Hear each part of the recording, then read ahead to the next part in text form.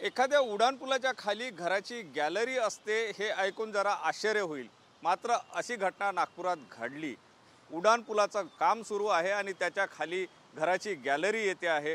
NHAI हे उड्डाणपुलाचं काम करते आहे। उड्डाणपुलाचं काम करत असताना NHAI ने त्या घरमालकाला ती गॅलरी तोडण्यासाठी नोटीस दिलेली होती। मात्र त्यांनी ती गॅलरी तोडली नाही। त्यानंतर तो उड्डाणपुलाचं काम सुरू झालं। अगदी घराच्या गॅलरीतून उड्डाणपूल जो आहे तो गेला आणि आश्चर्याची बाब ठरली। संपूर्ण देशामध्ये हे उड्डाणपूल घरातून जात असल्याचे फोटो व्हिडिओ जे आहे ते व्हायरल झाले। मीडियावर सुद्धा मोठ्या प्रमाणात याची चर्चा झाली। एकंदर म्हणजे कशा प्रकारे एखाद्या उड्डाणपुलाच्या खाली घराची गॅलरी असू शकते का याची वेगवेगळ्या प्रकारे चर्चा झाली। NHAI ने नागपूरच्या अशोक चौकामध्ये मोठा एक उड्डाणपूल करायला सुरुवात केलेली आहे। जो उड्डाणपूल नागपूरचा ऐतिहासिक उड्डाणपूल असणार आहे।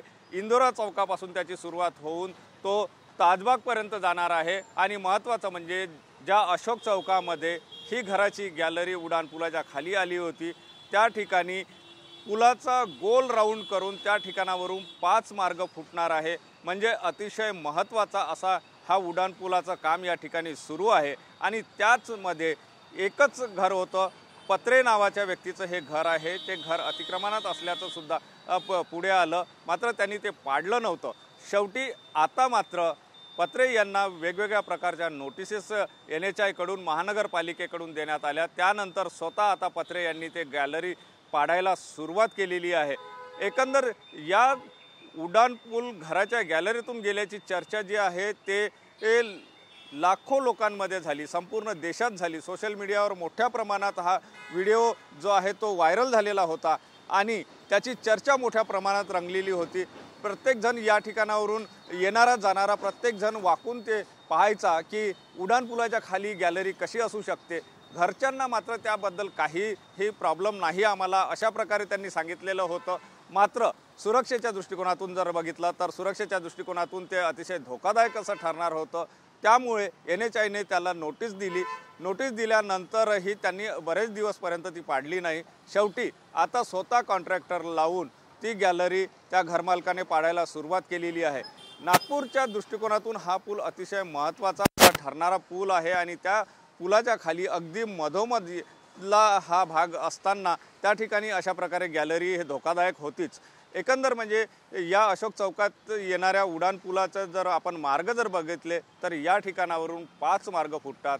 तर एक मार्ग KDK कॉलेजच्या दिशेने जातो तर दुसरा इंदोराकडून येतो। इकडे ताजबागकडे जाणारा मार्ग आहे, इकडे मेडिकलकडे जाणारा आहे, तर दुसरा इथून बैद्यनाथ चौकाकडे जाणारा असा हा मार्ग आहे। एकंदर म्हणजे या ठिकाणी अतिशय रहदारीचा असा हा पूल बनणार आहे। त्या ठिकाणी गोल राऊंड राहणार आहे आणि सुरक्षेच्या दृष्टिकोनातून तो अतिशय महत्त्वाचा ठरणार आहे। कारण नागपूरची वाहतूक जी आहे ती सगळी वाहतूक येऊन या अशोक चौकामध्ये मोठ्या प्रमाणात ठप्प होत होती। त्यावर पर्याय म्हणून हा उड्डाणपूल केलेला जात आहे। मात्र या उड्डाणपुलाच्या खाली येणारी गॅलरी जी आहे ती मोठी चर्चेची ठरलेली होती आणि उड्डाणपूल बनायच्या आधीच या पुलाची चर्चा जी आहे ते मोठ्या प्रमाणात रंगताना पाहायला मिळत होती। सोशल मीडियावर मोठ्या प्रमाणात ही चर्चा रंगताना मात्र आता घरमालकाने स्वतः होऊनच ही जी गॅलरी आहे ती पाडण्याचं काम हाती घेतलेलं आहे। ती पाडली जाणार आहे आणि त्या ठिकाणी जो क्लिअरन्स आहे तो पूर्णपणे दिला जाणार आहे।